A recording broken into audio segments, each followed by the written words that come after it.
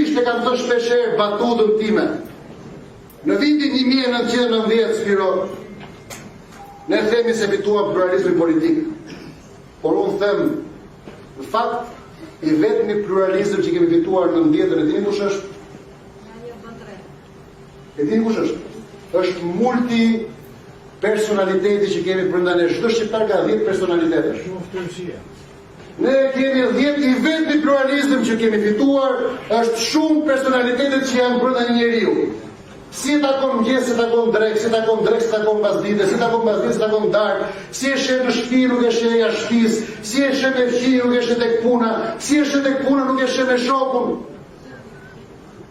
Janë totalisht të pa kuptueshëm, të pa lexueshëm dhe fatkeqësisht pa besueshëm. Fatkeqësisht të pa besueshëm. Atëherë pyetja është, në qoftë se ne i gëzohemi multipersonalitetit pra këtij pluralizmi, a themi se kjo na krijon mundësi për kontraktualitet?